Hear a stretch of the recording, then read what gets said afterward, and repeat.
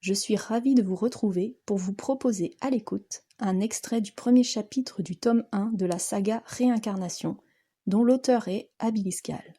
C'est parti! Il faisait beau, ce jour-là, en fin d'après-midi.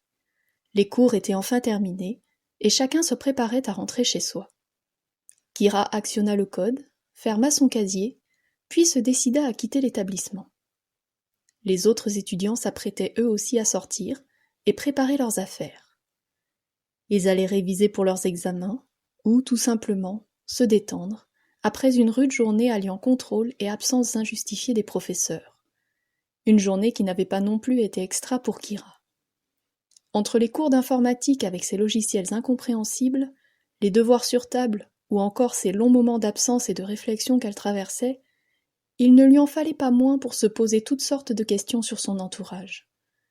La jeune femme, âgée de 21 ans, étudiait pour travailler dans un cirque en tant qu'acrobate.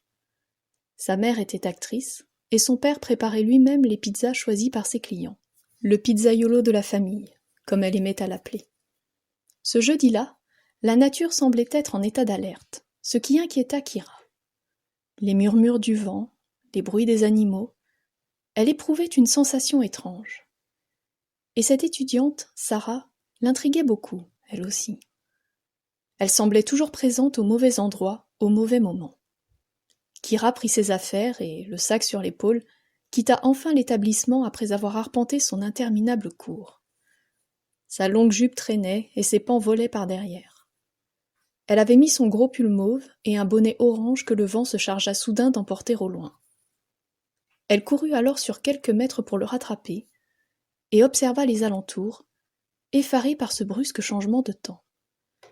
Jamais encore elle n'avait observé un vent d'une telle violence. Elle voyait les voitures se déplacer toutes seules, poussées par une force invisible. Certains arbres tanguaient, d'autres pliaient, et Kira dut même s'agripper à une haie pour reprendre ses esprits et ne pas s'envoler à son tour. Bon sang, ce vent est vraiment infect, ce n'est pas normal. Un pas de fait, et cela relevait du parcours du combattant. Mais ce qui l'effraya davantage, c'était qu'il n'y avait personne aux alentours. Aucune voiture en marche, aucun oiseau ne passait devant elle, comme si tous s'étaient donné le mot. Elle regarda derrière elle. Les arbres qui murmuraient et le vent qui soufflait lui confirmèrent ce qu'elle savait déjà. Elle était bel et bien seule. Quelques secondes plus tard, tout cessa, et ce fut comme si rien de tout cela n'était arrivé. Kira secoua son bonnet, le plia et le rangea dans sa poche, après quoi elle poursuivit sa route, perplexe. Quelques minutes plus tard, elle arriva devant chez elle. La façade extérieure de la maison était colorée orange clair, presque jaune, et elle y vivait avec ses parents et son petit frère de 9 ans, Grégory. La demeure était agréable, et leur suffisait en espace. Maison d'un étage, agrémentée d'un petit jardin, d'un toboggan et d'une balançoire pour les filles des voisins que Kira gardait de temps à autre, un week-end ou les soirs après les cours. Lorsque nous y pénétrons, nous débouchons en premier lieu sur le salon. Cette salle était meublée d'un canapé léopard, et les divers mobiliers la rendaient riche et bien remplie. Une vieille cheminée sur laquelle reposaient moult photos, des posters de paysages accolés au mur, la télévision en face du canapé, la console de son petit frère posée sur un meuble, et un gros fauteuil en faux cuir à roulettes, coincé devant une table couverte de trousses, de cahiers, de crayons, de photos et autres. Aucune porte ne séparait les deux pièces. Il suffisait de traverser le salon pour arriver dans la cuisine. De couleur bleue, agrémentée à l'américaine, celle-ci plaisait à la mère de Kira, la célèbre actrice Carole Minola, amoureuse des lapins en tout genre. Elle exposait cet animal sous de nombreuses formes. Torchons, casseroles, bibelots, même la frise de la tapisserie n'y avait pas échappé. Décorée de motifs représentant des lapins dans l'herbe, elle se prolongeait dans toute la pièce. Cela pouvait paraître enfantin, mais ça plaisait à tout le monde ici. Le carrelage blanc, les rideaux bleu pâle et l'ambiance détente qui baignait constamment cette pièce faisaient de la cuisine l'une des pièces les plus appréciées de toute la famille. « Bonsoir tout le monde !» Kira entra dans la maison et jeta son sac sur le canapé.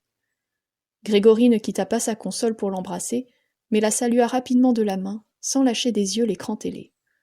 un geste qu'elle lui rendit avant de se diriger vers la fameuse cuisine. Elle y prit une orange, se servit un verre de sirop et monta les escaliers. « Maman n'est pas là ?» demanda-t-elle en s'arrêtant dans son élan.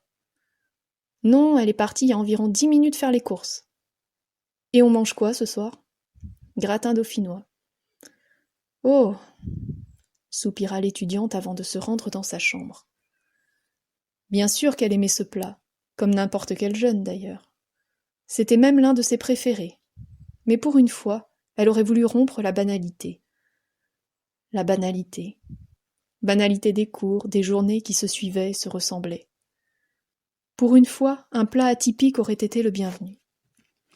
Elle pénétra dans sa chambre, et d'un simple « allume-toi » permit à son ordinateur portable de se mettre sous tension. Quelle utilité tout de même, la reconnaissance vocale. En attendant l'allumage complet de l'appareil, Kira repensa à sa mésaventure. Grégory, trop absorbé par la grande épopée virtuelle qu'il vivait dans son monde imaginaire, ne semblait aucunement avoir remarqué le changement de temps.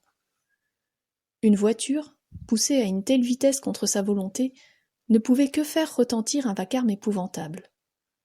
Pourtant, rien ne semblait avoir perturbé Grégory, comme si rien de tout cela n'était réellement arrivé. Kira ferma son esprit, décidant de ne plus se tourmenter sur cette affaire. Elle souffla un bon coup et alla nourrir Potiron, son lapin nain noir. Il lui avait été offert par sa mère pour son anniversaire 2 ans plus tôt, et, bien qu'un peu réticente au début, la jeune femme s'était rapidement laissée séduire par l'animal. Parfois, quand le temps le permettait, elle le sortait dans la cour et le récupérait en fin de journée.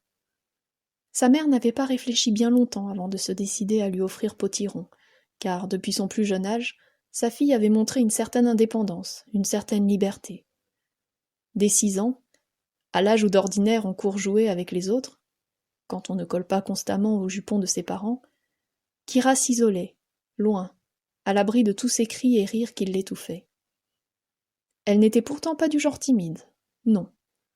Simplement, au fond d'elle, elle avait toujours eu ce sentiment, cette impression de différence avec les autres. Une maturité grandissante, une logique fondée. Des choses que les autres enfants ne comprennent généralement que bien plus tard. Kira, elle, les avait acquises bien avant eux. Potiron avait donc rejoint la famille pour briser cette solitude dans laquelle la jeune femme se réfugiait inlassablement. Depuis son arrivée dans la pièce, le lapin l'accaparait, et de ses yeux rouges, l'incitait à quelque chose. Kira le comprit et lui donna une friandise en guise de goûter, qu'elle conservait dans un recoin de son placard, caché sous des journaux. Une carotte et 2 feuilles de salade, en plus de quelques pissenlits cueillis à la va-vite et d'un peu d'eau. « Tiens, mon petit bébé !» Potiron ne se fit pas prier, et croqua un morceau bien juteux du légume orange, qui parut lui convenir. « Mon pauvre, ta cage fait peine à voir. Je t'en achèterai une nouvelle dès que possible. » Elle sortit Potiron et le laissa gambader dans la chambre. Hors de question de l'enfermer. Si ce que Kira avait vécu recommençait, le pauvre animal s'envolerait et jamais elle ne le retrouverait. Elle frissonna en y repensant, et ne se rendit compte que bien plus tard qu'il venait de la mordre. « Aïe !» réagit-elle en se suçant le doigt. Elle jeta un dernier coup d'œil sur la cage et finit par s'asseoir sur son fauteuil à roulettes. L'ordinateur était maintenant allumé, et Kira consulta son site habituel, celui qu'elle n'oubliait jamais, même lors de ses absences, sa messagerie électronique. Cela n'étant pas très adepte des courriels, elle ne s'attendait pas à recevoir de nouvelles de ses proches, elle-même n'en envoyant que très rarement par ordinateur. En revanche, elle savait pertinemment que sa boîte serait envahie par des publicités, bonnes affaires et autres partenariats rattachés à ses magasins préférés. Sans grande surprise, Kira constata rapidement la véracité de ses prévisions. Aucun nouveau message ne lui était parvenu depuis la veille. Aucun. Excepté un étrange courriel de quelques lignes. Elle lut. C'est dans les heures les plus sombres que le soleil arrivera. De ses rayons, il balayera l'obscurité, et l'espoir renaîtra. Ce jour arrivera très bientôt. Mais ne crains rien, je serai là. C'est quoi ce message ? S'étonna-t-elle. Sans doute un spam ou un canular, pensa-t-elle, comme la plupart des mails qu'elle recevait. Néanmoins, au fond d'elle et pour la toute première fois, il y avait ce doute, car étrangement, l'adresse de l'expéditeur lui était totalement inconnue, comme écrite dans une autre langue. Cela ressemblait à de l'arcadien ou à de l'arménien. Et puis, comment ne pas repenser à ce qui s'était passé quelques minutes plus tôt? Une impression très désagréable la hantait en cet instant. Il devait forcément y avoir un lien entre ces deux éléments. Et puis, que signifiaient ces sous-entendus? Était-ce une sorte d'énigme? Honnêtement, elle ne l'espérait pas. Elle avait autre chose à faire de ses journées que de décoder un courriel, et aujourd'hui n'était pas le bon moment. Aussi Kira décida-t-elle de ne pas s'attarder sur ce détail et jeta le mail à la corbeille. Mais au moment où elle supprimait le message, une voix forte et rassurante résonna. « Kira, j'ai choisi de me réincarner en toi et ma force est inimaginable. Utilise-la dès demain pour protéger les autres et vaincre les entités qui nous ont bannis il y a des millénaires. »« Qui êtes-vous ? Qu'est-ce que vous me voulez ?» s'exclama la jeune femme pour le moins effrayée, sans bouger de sa chaise ni quitter des yeux son écran d'ordinateur. « Je suis Satan.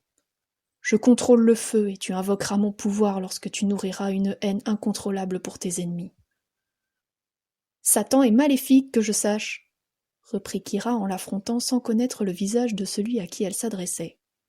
« Je ne suis ni bon ni mauvais cette fois. Je cherche juste à affronter et détruire les entités responsables de notre chute. Je ne suis pas le seul à revenir parmi vous. De nombreuses déesses et créatures, mais également des esprits, des bons comme des mauvais, en feront de même. Pour renaître, ils agiront comme moi.